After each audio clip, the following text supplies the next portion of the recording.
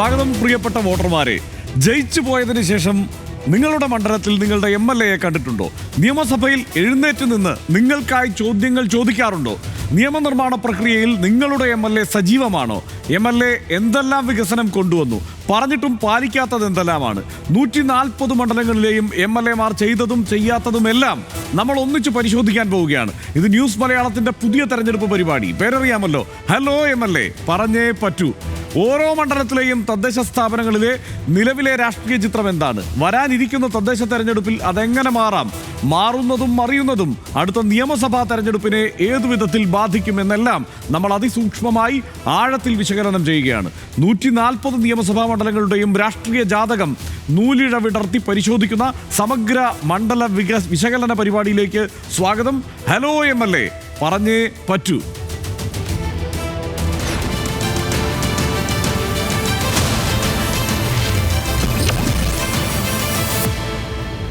ഇന്ന് പെരിന്തൽമണ്ണ മണ്ഡലമാണ് ഹലോ MLA-യിൽ. അരങ്ങോട്ട് സ്വരൂപത്തിന്റെ ഹൃദയമായിരുന്ന പെരിന്തൽമണ്ണ വള്ളുവ കോനാതിരിയും പിന്നെ സാമൂതിരിയും വാണനാട്. സാമൂതിരി സാമ്രാജ്യത്തിന്റെ കിഴക്കേ അതിര്, വള്ളുവനാടിന്റെ പ്രാചീന വാണിജ്യ കേന്ദ്രം. കോനാതിരിയുടെ സേനാനായകൻ കക്കൂത്ത് നായരുടെ നേതൃത്വത്തിൽ ആണ്ടുതോറും പെരുന്തല്ല് നടന്നിരുന്ന ദേശം. പെരുന്തല്ലിന്റെ പെരുമ പേരിൽ കൂടി ദേശപ്പേരായ പെരിന്തൽമണ്ണ. കുന്തിപ്പുഴയും തൂതപ്പുഴയും അതിരിടുന്ന മണ്ണ്. പൂന്താനത്തിനും EMS-നും ജന്മം കൊടുത്ത നാട്. ഞെരളത്ത് രാമപൊതുവാളിന്റെ തട്ടകമായിരുന്ന ഇടം.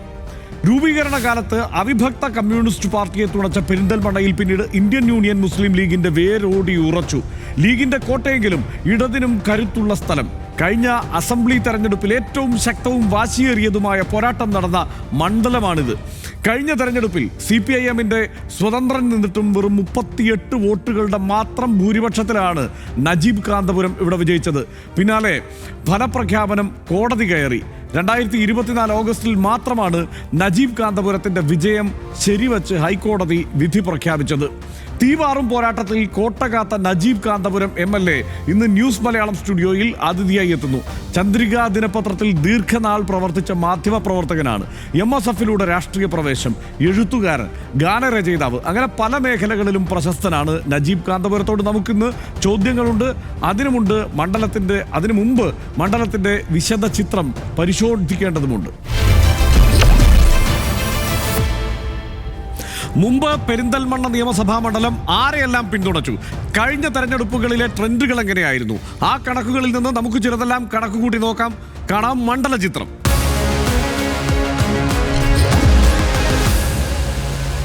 ഇന്നത്തെ അങ്ങാടിപ്പുറത്തിന് കിഴക്ക് ഭാഗത്താണ് കക്കൂത്ത് നായരുടെ നേതൃത്വത്തിൽ പെരുന്തല്ല് എന്ന പേരിൽ കായികാഭ്യാസ പ്രകടനങ്ങൾ നടന്നിരുന്നത് എന്നാണ് കേൾവി.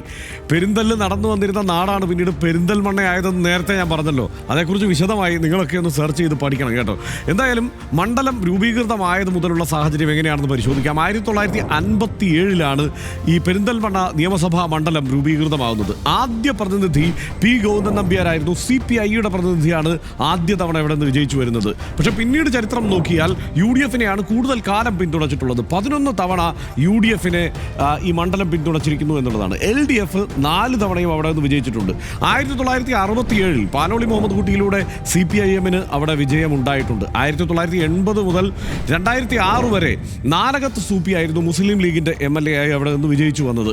2006-ൽ V. ശശികുമാറിലൂടെ CPIM മണ്ഡലം തിരിച്ചുപിടിച്ചു. എന്നാൽ 2011-ൽ V. ശശികുമാറിന് ടിക്കറ്റ് നൽകിയില്ല. പകരം VP നൌഷാദിനെയാണ് CPIM അവിടെ പരീക്ഷിച്ചത്. അന്ന് ലീഗിലേക്ക് മടങ്ങി വന്ന മഞ്ഞളാംകുഴി അലിയായിരുന്നു സ്ഥാനാർത്ഥി. ജയം അലിക്കൊപ്പമായിരുന്നു. 2016-ൽ വീണ്ടും CPIM V. ശശികുമാറിനെ പരീക്ഷിച്ചെങ്കിലും നേരിയ ഭൂരിപക്ഷത്തിന് മഞ്ഞളാംകുഴി അലി തന്നെ വീണ്ടും വിജയിച്ചു.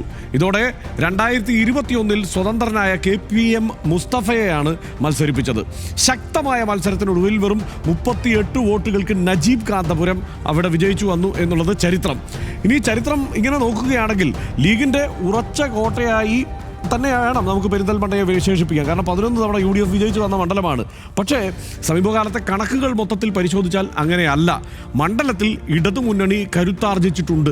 കരുത്തുറ്റ മത്സരം നടക്കും. എങ്ങോട്ട് വേണമെങ്കിലും തിരിയാവുന്ന നിലയാണ് ഇപ്പോൾ എന്നുള്ളത് ഒരു വസ്തുതയാണ്. അറിയാമല്ലോ, കഴിഞ്ഞ തെരഞ്ഞെടുപ്പിൽ വെറും 38 വോട്ടിനാണ് അവിടെ UDF വിജയിച്ചത് എന്നോർക്കണം.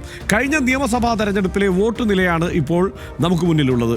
ഈ വോട്ട് നില പരിശോധിക്കുകയാണെങ്കിൽ നജീബ് കാന്തപുരത്ത് UDF-ന്റെ നജീബ് കാന്തപുരം കാന്തപുരം 76,530 വോട്ടുകളാണ്. നമുക്കിതിൽ കാണാം 76,530 വോട്ടുകളാണ് നജീബ് കാന്തപുരം നേടിയത്.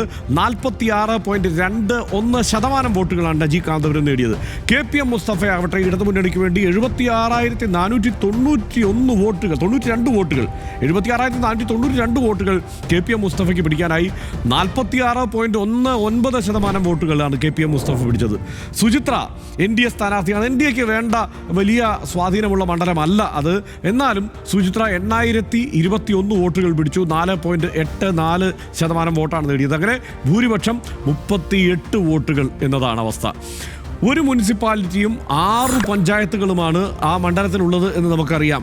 പെരിന്തൽമണ്ണ, പാതായിക്കര എന്നിങ്ങനെ 2 വില്ലേജുകളിലായി വ്യാപിച്ചു കിടക്കുന്ന പെരിന്തൽമണ്ണ നഗരസഭ, നമുക്കറിയാം പെരിന്തൽമണ്ണ നഗരസഭ ഇടതുമുന്നണിയാണ് ഭരിക്കുന്നത്. 34 വാർഡുകളുള്ള പെരിന്തൽമണ്ണ നഗരസഭയാണ് വലിയ നഗരസഭ. ആ നഗരസഭ LDF ഭരിക്കുമ്പോൾ മറ്റ് സാഹചര്യങ്ങൾ, ഗ്രാമപഞ്ചായത്തിലെ സാഹചര്യങ്ങൾ കൂടി നമുക്ക് പരിശോധിക്കാം. ആ ഗ്രാമപഞ്ചായത്തുകളിൽ ബഹുഭൂരിപക്ഷവും ഭരിക്കുന്നത് ഇടതുമുന്നണി തന്നെയാണ് എന്നതാണ് അതിൻ്റെ ഏറ്റവും വലിയ കൗതുകം. മേലാറ്റൂർ പഞ്ചായത്ത് LDF ആണ്, താഴേക്കോട് പഞ്ചായത്ത് LDF ആണ്, പുലാമന്തോൾ പഞ്ചായത്ത് LDF ആണ്, ഏലംകുളം LDF ആണ്, വെട്ടത്തൂർ പഞ്ചായത്തും ആലിപ്പറമ്പ് പഞ്ചായത്തുമാണ് UDF ഭരിക്കുന്നത് എന്നത് ഓർക്കണം. അതായത് ആ മണ്ഡലം UDFിൻ്റെ ലീഗിൻ്റെ ഉറച്ച മണ്ഡലമാണ് എന്ന് എങ്ങനെ പറയാൻ കഴിയും എന്നതാണ് ഈ തദ്ദേശ ഭരണ സ്ഥാപനങ്ങളിലെ കണക്ക് നോക്കുമ്പോഴും നമുക്ക് പറയാനുള്ളത്. ഇനി കഴിഞ്ഞ ലോക്സഭാ തെരഞ്ഞെടുപ്പിലെ വോട്ട് നില എങ്ങനെയാണ് എന്നതുകൂടി നമുക്ക് നോക്കാം.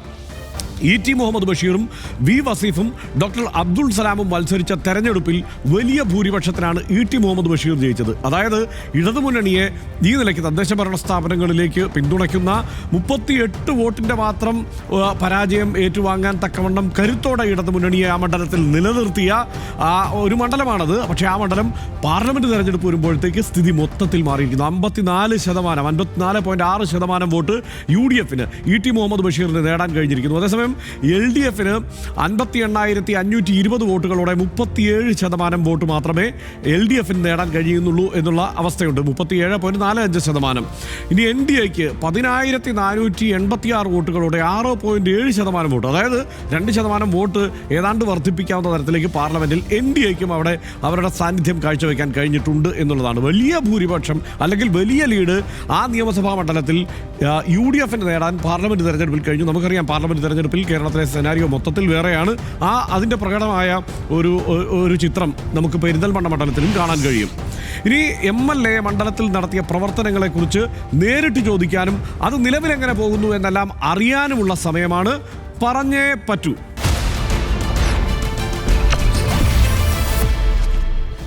നജീബ് കാന്തപുരം MLAയിലേക്ക് പോകുന്നതിന് മുൻപ് എന്തായിരുന്നു അദ്ദേഹം മണ്ഡലത്തിൽ നടത്തിയ പൈലറ്റ് പ്രോജക്റ്റ് എന്നും നിലവിൽ എന്താണ് ആ പൈലറ്റ് പ്രോജക്റ്റിന്റെ അവസ്ഥ എന്നും വളരെ പെട്ടെന്ന് കണ്ടുവരാം.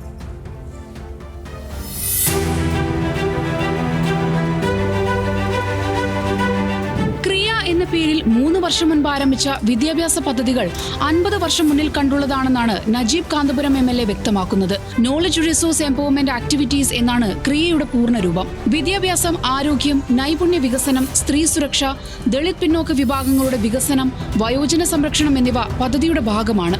ഇതിൽ വ്യത്യസ്തമായ പദ്ധതി സിവിൽ സർവീസ് പരിശീലന കേന്ദ്രമാണ്. ഇവിടെ മൊത്തത്തിൽ നല്ലൊരു അറ്റ്മോസ്ഫിയർ ആണ് പഠിക്കാൻ വേണ്ടിയിട്ട്. സിറ്റിയിൽ നിന്ന് കുറച്ച് ദൂരെയായിട്ട് നല്ല പീസ്ഫുൾ കാം എൻവയറമെൻ്റ് ആണ്. ആൻഡ് ഓൾസോ നല്ലൊരു പിയർ സർക്കിൾ കൂടി ഇവിടെ ഗ്രോത്തിന് സഹായിക്കുന്നുണ്ട്. ഫസ്റ്റ് ടൈമാണ് ഞാൻ ഇവിടെ പ്രിപ്പയർ ചെയ്യാൻ വരുന്നത്. നമുക്ക് എല്ലാ വീക്കും എക്സാംസ് ഉണ്ടാവും. എക്സാംസ് നമ്മൾ മോൾഡ് ചെയ്തെടുക്കാനൊക്കെ ഭയങ്കരമായിട്ട് ഹെൽപ്പ് ചെയ്യുന്നുണ്ട്. ഫാക്കൽറ്റീസ് ആയാലും ഇവിടുത്തെ മെൻറ്റേഴ്സൊക്കെ ആയാലും 24/7 മെൻറ്റർഷിപ്സ് ഒക്കെ ഉണ്ട്. 3 വർഷത്തിനിടെ 25 പേർ സിവിൽ സർവീസ് പരിശീലനത്തിനോടൊപ്പം മറ്റ് മത്സര പരീക്ഷകളിൽ വിജയിച്ച് സർക്കാർ ജോലി നേടി. ഒരു ജനപ്രതിനിധി എന്ന നിലയിൽ കൊണ്ടുവന്ന ആശയം വിജയകരമായി മുന്നോട്ട് പോകുന്നതിൽ സന്തോഷമുണ്ടെന്ന് നജീബ് കാന്തപുരം പറയുന്നു. ന്യൂസ് മലയാളം, മലപ്പുറം. അപ്പോൾ IASകാരെ അടവച്ചു വിരിയിക്കുന്ന ഒരു സ്ഥലമാണ് നജീബ് കാന്തപുരം MLA അവിടെ പ്രത്യേകം ഉണ്ടാക്കിയെടുത്തത് എന്നതാണ് ഈ റിപ്പോർട്ടിൽ നിന്ന് മനസ്സിലാകുന്നത്. എന്തായാലും നജീബ് കാന്തപുരം MLA നമ്മോടൊപ്പം ചേരുന്നുണ്ട്. കഴിഞ്ഞ തവണ പെരിന്തല്ല് തെരഞ്ഞെടുപ്പിന് ശേഷം ആ പെരിന്തല്ല് നടന്ന പെരിന്തൽമണ്ണയിലെ MLA നജീബ് കാന്തപുരം നമ്മോടൊപ്പം ചേരുന്നു. സ്വാഗതം MLA. സ്വാഗതം. എന്തായാലും ആദ്യമായിട്ടാണ് താങ്കൾ ജനപ്രതിനിധിയാവുന്നത്. മാധ്യമപ്രവർത്തകനൊക്കെ ആയിരുന്ന ആളാണ്, ഒരു ജനപ്രതിനിധിയാവുന്നത് ആദ്യമാണ്. അതിൽ 3 വർഷം തെരഞ്ഞെടുപ്പ് ചോദ്യം ചെയ്തുള്ള നിയമ പോരാട്ടങ്ങളെ നേരിടേണ്ടി വന്നു താങ്കൾക്ക് എന്നതും നമുക്കെല്ലാവർക്കും അറിയാവുന്ന കാര്യമാണ്. ഇതിനിടയിലും മണ്ഡലത്തിൽ നിരവധി വികസന പ്രവർത്തനങ്ങളൊക്കെ നടത്താൻ താങ്കൾക്ക് കഴിഞ്ഞിട്ടുണ്ട് എന്നത് യാഥാർത്ഥ്യമാണ്. പക്ഷേ അതിൽ ഏറ്റവും സംതൃപ്തി നൽകിയ പദ്ധതി ഏതായിരുന്നു? തീർച്ചയായിട്ടും ഞാനൊരു MLA എന്ന നിലയ്ക്ക് ഏറ്റവും അഭിമാനിക്കുന്ന കാര്യം ഈ പെരിന്തൽമണ്ണയെ എംപവർ ചെയ്യാനുള്ള ആക്ടിവിറ്റീസിലാണ് ഞാൻ ഏറ്റവും കൂടുതൽ കോൺസെൻട്രേറ്റ് ചെയ്തത്. ഞാൻ ഏറ്റവും കൂടുതൽ ഫോക്കസ് ചെയ്തത് ഒരു 25 കൊല്ലം കഴിഞ്ഞാൽ പെരിന്തൽമണ്ണ എങ്ങനെയാകണം എന്ന സ്വപ്നമായിരുന്നു. ആ സ്വപ്നത്തിനകത്ത് ഞാൻ ഏറ്റവും കൂടുതൽ ഇൻവെസ്റ്റ് ചെയ്തത് യൂത്തിലാണ്, അതുപോലെ നമ്മുടെ നാട്ടിലെ സ്ത്രീകളിലുമാണ്, അവരുടെ ഡെവലപ്മെൻറ്റിലാണ്. അതിൽ പ്രധാനമായും നമ്മൾ കൊണ്ടുവന്ന ഒരു കാര്യം, നമുക്ക് ഏതൊരു സമൂഹത്തെയും എംപവർ ചെയ്യാൻ അവർക്ക് ആദ്യമായി ലഭിക്കേണ്ട കാര്യം ഏറ്റവും നല്ല ക്വാളിറ്റി എഡ്യൂക്കേഷനാണ്. ഇപ്പോൾ ഉദാഹരണമായിട്ട് ഞാൻ MLA ആയി സ്ഥാനമേറ്റ ഉടനെ ഞങ്ങൾ ആരംഭിച്ച ഒരു പ്രോഗ്രാം ക്രിയ എന്ന് പറയുന്ന പ്രോജക്റ്റായിരുന്നു. ആ പ്രോജക്റ്റിൻ്റെ പ്രത്യേകത വിദ്യാഭ്യാസ രംഗത്ത് എല്ലാ മേഖലകളിലും എംപവർ ചെയ്യാനുള്ള ശ്രമങ്ങളുണ്ടായി.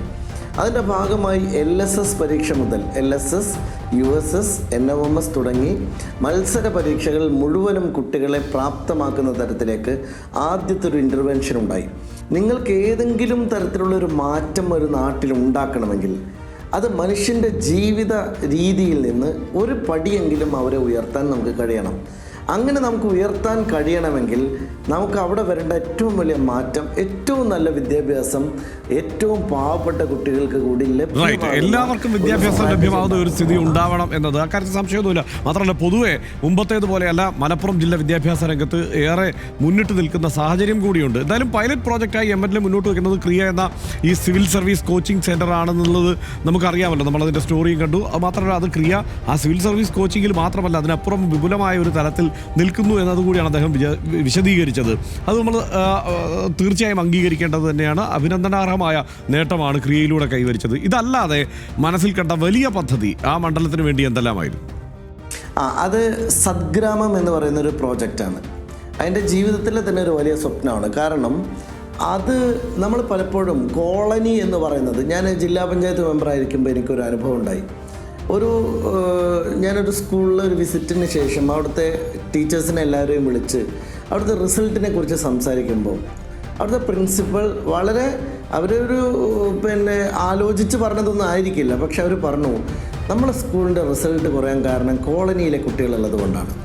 നിങ്ങൾ നോക്കൂ, എത്ര ശക്തമായൊരു പൊതുബോധമാണ് നമ്മുടെ ആളുകളുടെ മനസ്സിൽ ഇപ്പോൾ കോളനികളെക്കുറിച്ച്, SC വിഭാഗത്തെക്കുറിച്ച്, ദളിതനെക്കുറിച്ച് ഉണ്ടാവുന്നത് എന്നത് ഈ സമകാലികമായ ഒരുപാട് സംഭവത്തിൽ നിന്ന് നമുക്കറിയാം. ഇതെൻ്റെ ഒരു ജീവിതാനുഭവമാണ് ഞാൻ പറയുന്നത്. അന്ന് മുതൽ ഞാൻ ആഗ്രഹിച്ച ഒരു കാര്യമായിരുന്നു, ഈ കോളനി എന്ന പദം തന്നെ വലിയ തോതിൽ ഒരു ബ്രാൻഡാണ്. ആ ബ്രാൻഡിൽ നിന്ന് ആ ഷെല്ല് പൊട്ടിക്കാതെ ആ മനുഷ്യർക്ക് വിമോചനമില്ല എന്നതാണ് ഒരു സത്യം. അപ്പോൾ അതിനുവേണ്ടി ഞാൻ എടുത്തൊരു ഇനീഷ്യേറ്റീവായിരുന്നു അന്ന് ഈ കോളനി എന്ന പദം മാറ്റണം എന്ന് ബഹുമാന്യനായ മന്ത്രിക്ക് അന്ന് റിക്വസ്റ്റ് ചെയ്തു. ആ റിക്വസ്റ്റിലാണ് അവസാനമായി അദ്ദേഹം രാജിവെക്കുമ്പോൾ ഒപ്പുവെച്ച് പോയത്.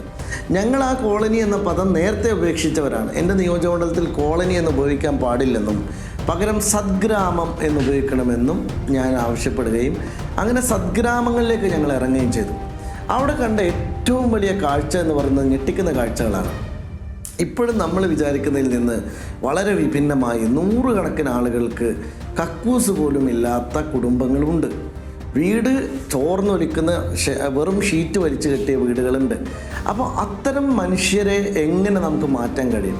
അപ്പോൾ ഇനി എൻ്റെ സ്വപ്നം ഒരിക്കൽ കൂടി തിരിച്ചു വരികയാണെങ്കിൽ, ഒരിക്കൽ കൂടി MLA ആകാൻ കഴിയുകയാണെങ്കിൽ എൻ്റെ ഏറ്റവും വലിയ സ്വപ്നം 10 വർഷത്തിനുള്ളിൽ സദ്ഗ്രാമങ്ങൾ ഞങ്ങളുടെ 4 ഗോളുകൾ അച്ചീവ് ചെയ്യും.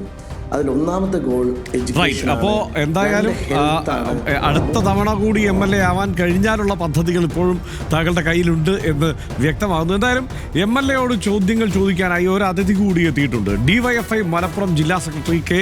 ശ്യാം പ്രസാദാണിത്. ഈ പരിപാടിയുടെ പ്രധാനപ്പെട്ട ഭാഗത്തിലേക്കാണ് ഇനി നമ്മൾ കിടക്കുന്നത്, ചോദിക്കാനും പറയാനും.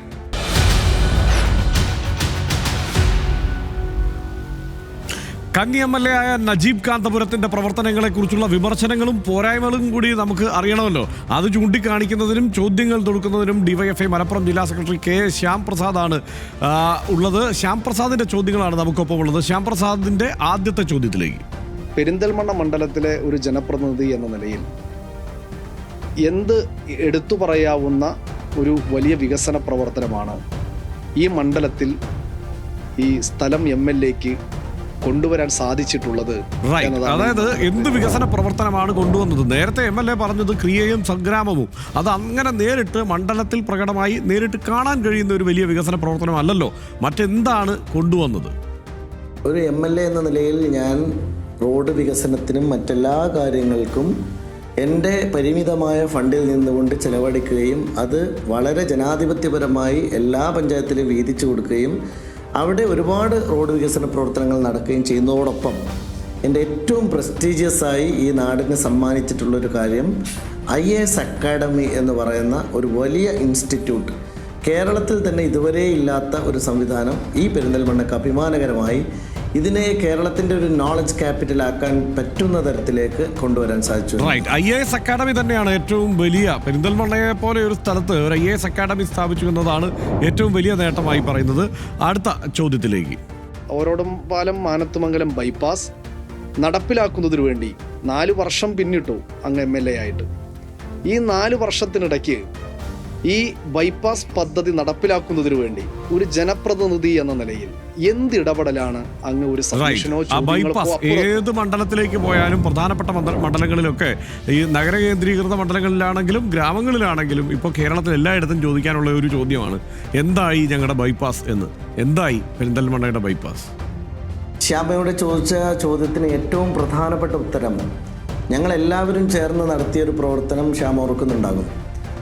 ഞാൻ MLA ആയി വന്ന ഉടനെ ഏറ്റവും കൂടുതൽ പെരിന്തൽമണ്ണയിലെ ഗതാഗത പ്രശ്നമായിരുന്നു നമ്മുടെ മുമ്പിലുണ്ടായിരുന്നത്. അന്ന് CPM പ്രതിനിധികൾ ഉൾപ്പെടെ എല്ലാ രാഷ്ട്രീയ പാർട്ടി പ്രതിനിധികളെയും എല്ലാ പ്രമുഖരായിട്ടുള്ള ആളുകളെയും രാഷ്ട്രീയ കക്ഷി നേതാക്കളെയും പെരിന്തൽമണ്ണ CPMൻ്റെ ഏരിയ സെക്രട്ടറി ശ്രീ രാജേഷ് അടക്കം പങ്കെടുത്ത ഒരു മീറ്റിംഗ് വിളിച്ചേർത്തു. ആ മീറ്റിങ്ങിൽ വെച്ച് ഞങ്ങൾ ആലോചിച്ച ഒരു പ്രധാനപ്പെട്ട കാര്യം, ഈ കേരളത്തിൽ ഇപ്പോൾ സർക്കാർ കുറച്ചുകൂടി ഉദാര സമീപനം സ്വീകരിക്കുന്ന സാഹചര്യത്തിൽ നമുക്ക് എങ്ങനെ ഓറോടം പാലം മാനത്തുമംഗലം ബൈപ്പാസ് ഇത് മാത്രമാണ് പെരിന്തൽമണ്ണയുടെ ഗതാഗത പ്രശ്നത്തിനുള്ള ശാശ്വത പരിഹാരമെന്ന് തിരിച്ചറിഞ്ഞ് അന്ന് തന്നെ ആ യോഗത്തിൽ ഞങ്ങൾ വലിയ ചർച്ച നടത്തുകയുണ്ടായി. ആ ചർച്ചയുടെ തുടർച്ച എന്ന നിലയിൽ തിരുവനന്തപുരത്ത് അന്ന് മുഖ്യമന്ത്രിയുടെ പ്രിൻസിപ്പൽ സെക്രട്ടറി ആയിരുന്ന എബ്രഹാം സാറിൻ്റെ നേതൃത്വത്തിൽ കിഫ്ബിയുടെ വിപുലമായ ഒരു യോഗം വിളിച്ചു ചേർക്കുകയുണ്ടായി. ആ യോഗത്തിൽ അന്ന് നേരത്തെ ഉണ്ടായിരുന്ന മീറ്റിങ്ങിൽ ഞങ്ങൾക്ക് കിട്ടിയ ഒരു വാഗ്ദാനം എന്ന് പറയുന്നത് 25% തുക പെരിന്തൽമണ്ണയിൽ നിന്ന് തന്നെ PPP മോഡലായി റേസ് ചെയ്യാൻ ഞങ്ങളെല്ലാം മുൻകൈ എടുക്കാം എന്നുള്ളതായിരുന്നു. കിഫ്ബിക്ക് മുമ്പിൽ ഞങ്ങൾ ഈ ഉപാധി വെക്കുകയും കിഫ്ബി 75% ഫണ്ട് ചെയ്യുകയാണെങ്കിൽ 25%, ഇത് കേരളത്തിൽ ഒരിക്കലും ഒരു നാട്ടിലും നടക്കാത്ത ഒരു കാര്യം ഞങ്ങൾ മുന്നോട്ട് വെക്കുകയും ചെയ്തു. വളരെ പോസിറ്റീവ് റെസ്പോൺസ് ആയിരുന്നു അന്ന് പ്രിൻസിപ്പൽ സെക്രട്ടറിയുടെ ഭാഗത്തു നിന്നുണ്ടായത്, കിഫ്ബിയുടെ ഭാഗത്തു നിന്നുണ്ടായത്. ഇങ്ങനൊരു ഇനീഷ്യേറ്റീവ് നടക്കുകയാണെങ്കിൽ വളരെ ഗംഭീരമാകുമെന്ന് വളരെ സന്തോഷത്തോടു കൂടി അന്ന് പ്രിൻസിപ്പൽ സെക്രട്ടറി പറഞ്ഞു. കിഫ്ബിയുടെ ഉദ്യോഗസ്ഥന്മാരെല്ലാം ഉണ്ടായിരുന്നു. പക്ഷേ ഏറ്റവും ദാരുണമായ അന്ത്യം അതിനുണ്ടായത് ഗവൺമെൻറ്റിൻ്റെ പോളിസി ഇതിനെതിരാണ് എന്ന് പറഞ്ഞുകൊണ്ട് അത് നിർദാക്ഷിണ്യം തള്ളിക്കളയുകയായിരുന്നു. എന്നാൽ ഞാനത് ഉപേക്ഷിച്ചില്ല. KRFBയുമായി ബന്ധപ്പെട്ട് ഇതിൻ്റെ മുഴുവൻ കാര്യങ്ങളും കിഫ്ബിയും യോജിച്ചുകൊണ്ട് തന്നെ വീണ്ടും ഒരുപാട് മീറ്റിങ്ങുകൾ നമ്മൾ കൊണ്ടുപോയി, അതിൻ്റെ പ്ലാനിങ് സൈഡിലേക്കെല്ലാം കൊണ്ടുപോയി. അപ്പോൾ അവസാനം വന്നത് ഒരു എലിവേറ്റഡ് ഹൈവേ ഉണ്ടാക്കുക എന്നുള്ളതാണ്. അപ്പോൾ ആ എലിവേറ്റഡ് ഹൈവേ ഉണ്ടാക്കാൻ, കാരണം പാടത്തിലൂടെയാണ് ഈ റോഡ് വരേണ്ടത്. അപ്പോൾ എലിവേറ്റഡ് ഹൈവേക്ക് പ്രപ്പോസ്ഡ് ആയിട്ടുള്ള തുക ഏതാണ്ട് 200 കോടിയോളം വരുമായിരുന്നു. അന്ന് സാമ്പത്തിക പ്രശ്നം പറഞ്ഞുകൊണ്ട് സർക്കാർ കൈയൊഴിഞ്ഞത് കൊണ്ട് മാത്രമാണ് ഓറോടം പാലം മാനത്തുമംഗലം ബൈപ്പാസ് നടക്കാതെ പോയത്. ഇതിനു വേണ്ടി 4 വർഷവും ഞാൻ ചെയ്ത എല്ലാ കഠിനാധ്വാനത്തിൻ്റെയും രേഖകൾ, എല്ലാ മീറ്റിങ്ങുകളുടെയും രേഖകൾ, എല്ലാ മിനിറ്റ്സുകളുടെയും കോപ്പികൾ എൻ്റെ കയ്യിലുണ്ട്. അതുകൊണ്ട് ഈ 4 വർഷക്കാലം ഞാൻ നിരന്തരമായി നടത്തിയ ശ്രമം, അതായത് കഠിനമായി അധ്വാനിച്ചു, പക്ഷേ നടപ്പാവാതെ പോയി എന്നതാണ് MLAക്ക് പറയാനുള്ളത്. എന്തായാലും ബൈപ്പാസ് യാഥാർത്ഥ്യമായിട്ടില്ല, അദ്ദേഹം തുടർച്ചയായി അധ്വാനിച്ചു എന്നുള്ളതും. എന്തായാലും അടുത്ത ചോദ്യത്തിലേക്ക് കൂടി നമുക്ക് വരാം. പ്രതിപക്ഷ നിരയിൽ നിന്നുള്ള അല്ലെങ്കിൽ അവിടെ നിന്നുള്ള പ്രതിപക്ഷ ചോദ്യത്തിലേക്ക് നമുക്ക് വരാം. പെരിന്തൽമണ്ണയിലെ MLAയുടെ തന്നെ നേതൃത്വത്തിൽ നടത്തിയിട്ടുള്ള പാതിവില തട്ടിപ്പ്, മുദ്ര ഫൗണ്ടേഷന്റെ പേരിൽ നടത്തിയിട്ടുള്ള പാതിവില തട്ടിപ്പ് എന്നത് ഒരു ഉദാഹരണമാണ്. മറ്റൊന്ന് മലപ്പുറം ജില്ലാ പഞ്ചായത്തിൻ്റെ നേതൃത്വത്തിൽ, ഭരണസമിതിയുടെ നേതൃത്വത്തിലുള്ളവരുടെ നേതൃത്വത്തിൽ ഉദ്യോഗസ്ഥരെ കൂടി കൂട്ടുപിടിച്ച് നടത്തിയിട്ടുള്ള 25 കോടിയുടെ തട്ടിപ്പ്, നിക്ഷേപ തട്ടിപ്പ് ഇതിൻ്റെ ഭാഗമാണ്, മറ്റൊരു ഉദാഹരണമാണ്. മറ്റൊന്ന് സ്വർണ്ണക്കടത്താണ്. ജില്ലാ പഞ്ചായത്ത് അംഗവും മുസ്ലിം ലീഗിൻ്റെ നേതാവിൻ്റെയും നേതൃത്വത്തിൽ നടത്തിയുള്ള സ്വർണ്ണക്കടത്ത്, അതോടൊപ്പം തന്നെ നിരവധി മുസ്ലിം ലീഗിൻ്റെ അണികൾ നടത്തിയിട്ടുള്ള, നേതൃത്വത്തിൽ ഉള്ളവരുൾപ്പെടെ നടത്തിയിട്ടുള്ള സ്വർണ്ണക്കടത്ത്. ഈ സ്വർണ്ണക്കടത്തുകളെ ഒന്നും തള്ളിപ്പറയാൻ ഈ സമയം വരെ ലീഗ് നേതൃത്വം തയ്യാറായിട്ടില്ല. എനിക്ക് ചോദിക്കാനുള്ള കാര്യം, ഇങ്ങനെ അഴിമതി നടത്തിയും കള്ളക്കടത്ത് നടത്തിയും നിക്ഷേപ തട്ടിപ്പ് നടത്തിയുമെല്ലാം തങ്ങളുടെ പ്രവർത്തനങ്ങൾക്ക് വേണ്ടിയും അതോടൊപ്പം തന്നെ തങ്ങൾ നേതാക്കളുടെ പോക്കറ്റ് വീർപ്പിക്കുന്നതിനു വേണ്ടിയും ഈ തരത്തിലുള്ള സമീപനങ്ങൾ എടുക്കുന്നത് ഒരു പുരോഗമന സമൂഹത്തിന് ചേർന്നതാണോ എന്നതാണ് എനിക്ക് ചോദിക്കാനുള്ള മറ്റൊരു കാര്യം. പല തട്ടിപ്പുകൾ ഒക്കെയാണ്, സ്വർണ്ണക്കടത്തൊക്കെയാണ് വരുന്നത്. സാധാരണ തിരുവനന്തപുരത്ത് എത്തിക്കഴിഞ്ഞാൽ നിയമസഭയിൽ നിങ്ങൾ സർക്കാരിനെതിരെ ഉന്നയിക്കുന്ന തരത്തിലുള്ള ആരോപണങ്ങളൊക്കെ ഇവിടെ നേരിട്ട് MLAയ്ക്ക് തന്നെ നേരിടേണ്ടി വരുന്നു എന്നുള്ള അവസ്ഥയുണ്ട്. പാതിവില തട്ടിപ്പ്, നിക്ഷേപ തട്ടിപ്പ്, സ്വർണ്ണക്കടത്ത്, ഇങ്ങനെയുള്ള വിഷയങ്ങളിൽ എന്താണ് മറുപടി? ഞാൻ തിരിച്ചു ചോദിക്കുന്ന ഒരു കാര്യം, ഈ നാട് ഭരിക്കുന്നത് UDF ആണോ എന്നുള്ളതാണ്. ഇത് UDF ആണ് ഭരിക്കുന്നതെങ്കിൽ ഞങ്ങളോട് ഈ ചോദ്യം ചോദിക്കാം. സാമ്പത്തിക കുറ്റകൃത്യം ആരെങ്കിലും ചെയ്തിട്ടുണ്ടെങ്കിൽ അത് നടപടിയെടുക്കേണ്ടത് ആരാണ്? മുസ്ലിം ലീഗാണോ? ഈ നാട് ഭരിക്കുന്ന ഭരണകൂടമല്ലേ? അങ്ങനെ ഏതെങ്കിലും വ്യക്തികൾക്കെതിരെ ഏതെങ്കിലും തരത്തിലുള്ള ആക്ഷേപങ്ങളും ആരോപണങ്ങളും ഉണ്ടെങ്കിൽ അത് പാർട്ടിയല്ലല്ലോ. ക്രൈം എന്ന് പറയുന്നതിന് പാർട്ടി ഇല്ലല്ലോ, ക്രിമിനലുകൾക്ക് പാർട്ടി ഇല്ലല്ലോ. ആ ക്രൈം ചെയ്തത് ആരാണെങ്കിലും അവർ പിടിക്കാനുള്ള സംവിധാനം ഇവിടെ ഇല്ലേ? ഏത് പാർട്ടിക്കാരാണ് ഈ നാട് മുഴുവനും ഇപ്പോഴും ഇത്തരത്തിലുള്ള ക്രൈം നടത്തുന്നത്, എല്ലാ ക്രിമിനലുകളെയും സപ്പോർട്ട് ചെയ്യുന്നത്, എല്ലാ ക്രിമിനലുകൾക്കും പരോൾ കൊടുക്കുന്നത്, എല്ലാ കൊലയാളികളെയും വിട്ടയക്കുന്നത് എന്നതൊക്കെ ഈ നാട്ടിലെല്ലാവർക്കും അറിയാമല്ലോ. പിന്നെ പാതിവില തട്ടിപ്പുമായി ബന്ധപ്പെട്ട് കേരളം മുഴുവനും പറ്റിക്കപ്പെട്ട മനുഷ്യർ ഒരുപാടാണ്. അവരിൽ ഒരാൾ മാത്രമാണ് ഞാൻ തട്ടിപ്പ് നടത്തിയ ആളല്ല. തട്ടിപ്പ് നടത്തിയ ആളുകളെ ഇപ്പോഴും ചിറകിനടിയിൽ സംരക്ഷിക്കുന്നത് ആരാണ്? ഈ തട്ടിപ്പ് നടത്തിയ ഈ ഗജ ഫ്രോഡുകൾക്ക് അവരുടെ ഓഫീസ് ഉദ്ഘാടനം ചെയ്തു കൊടുത്തത് ആരാണ്? ഈ കേരളത്തിലൊരു മന്ത്രിയല്ലേ? ഞങ്ങളെ പൈസ പോയതല്ലേ? ഞങ്ങൾക്ക് പൈസ കിട്ടിയതല്ലല്ലോ. പൈസ തട്ടിയെടുത്തത് ആരാണ്? അവർ ജയിലിലാണ്. അവർക്ക് ആരാണ് പ്രൊട്ടക്ഷൻ കൊടുത്തത്? അവർക്ക് ആരാണ് എൻഡോഴ്സ്മെൻറ്റ് കൊടുത്തത്? ആരാണ് അവരെ വെളുപ്പിച്ചത്? ഞങ്ങളോടൊക്കെ പൈസ കൊടുത്തോളൂ, ഇവരെ വിശ്വസിക്കാം. ഈ പ്രതികളിൽ പ്രധാനിയായിരുന്ന ഒരു വ്യക്തി, ഇപ്പോൾ അദ്ദേഹം ജയിലിലാണ്. ആ ജയിലിലായ വ്യക്തി എനിക്ക് ഗുരുതുല്യനാണ്. അദ്ദേഹം എൻ്റെ സാറാണ്. അതുകൊണ്ട് അദ്ദേഹം നടത്തുന്നത് ഒരിക്കലും തട്ടിപ്പാവില്ല. അങ്ങനെ ഒരു തട്ടിപ്പ് അയാൾ നടത്തില്ല എന്ന് പറഞ്ഞ വാക്ക് കേട്ടിട്ടാണ് ഞങ്ങളെപ്പോലെയുള്ള പാവങ്ങൾ പോയി പൈസ കൊടുത്തത്. ഞങ്ങൾക്ക് പണം പോയി, ഞങ്ങൾക്കെല്ലാം നഷ്ടപ്പെട്ടു. പക്ഷെ പെരിന്തൽമണ്ണയിൽ നഷ്ടപ്പെട്ട മനുഷ്യർക്ക് അവരെ പെരുവഴിയിലാക്കാതെ ഞാൻ എൻ്റെ സ്വന്തം ഭൂമി വിറ്റുകൊണ്ടും എൻ്റെ ഭാര്യയുടെ പേരിൽ ലോൺ എടുത്തുകൊണ്ടും അവർക്ക് തിരിച്ചു കൊടുക്കാൻ ശ്രമിച്ചുകൊണ്ടിരിക്കുകയാണ്. ഈ കേരളത്തിൽ പറ്റിപ്പ് നടത്തിയ മുഴുവൻ ആളുകളെയും സംരക്ഷിച്ച് നിർത്തുകയാണ് ഇടതുപക്ഷ സർക്കാർ ചെയ്യുന്നത്. അപ്പോൾ ഈ സാമ്പത്തിക തട്ടിപ്പുകൾ നടത്തുന്നത് അല്ലെങ്കിൽ ഏതെങ്കിലും തരത്തിലുള്ള ക്രൈം നടത്തുന്നത് ആരായാലും അവർക്കെതിരെ മുഖം നോക്കാതെ നടപടിയെടുക്കാൻ ഇവിടെ ഒരു ഗവൺമെൻറ് ഇല്ല എന്നതാണ് ഇവിടുത്തെ പ്രശ്നം. ഇവിടെ വ്യക്തമാണ്. ഇത് ഈ ചോദ്യങ്ങൾക്കെല്ലാം മറുത്തുള്ള ആരോപണങ്ങൾ തന്നെയാണ് നജീബ് കാന്തപുരത്തിന് ഉത്തരമായും നൽകാനുള്ളത്. എന്തായാലും ഇത്രയും അല്ല ആ മണ്ഡലത്തിൽ നിന്ന് ഉയരുന്ന ചോദ്യങ്ങൾ എന്ന കാര്യത്തിൽ സംശയമൊന്നുമില്ല. പക്ഷേ നമുക്ക് നമ്മുടെ പരിമിതമായ സമയത്തിനുള്ളിൽ ഇത്രയും ചോദ്യങ്ങളെ തൽക്കാലം അവതരിപ്പിക്കാൻ നിർവാഹമുള്ളൂ. അപ്പോൾ ശ്യാംപ്രസാദാണ് ഈ ചോദ്യങ്ങളെല്ലാം ചോദിച്ചത്. അതിനുള്ള ഉത്തരങ്ങളും MLA നൽകിക്കഴിഞ്ഞു. MLA തുടരുന്നുണ്ട്. ഞാൻ നേരത്തെ പറഞ്ഞല്ലോ, നിങ്ങൾക്ക്, അതായത് നാട്ടുകാർക്ക്, വോട്ടർമാർക്ക് MLAയോട് എന്തെങ്കിലും വർത്താനം പറയാനുണ്ടാവുമല്ലോ എന്ന്, അല്ലെങ്കിൽ MLAയെ പറ്റി അഭിപ്രായം ഉണ്ടാവുമെന്ന്. ഞങ്ങളുടെ ക്യാമറകൾ ജനങ്ങളിലേക്കും എത്തിയിട്ടുണ്ട്, വോട്ടർമാരിലേക്ക് എത്തിയിട്ടുണ്ട്, അവരുടെ വാക്കുകളിലേക്ക്.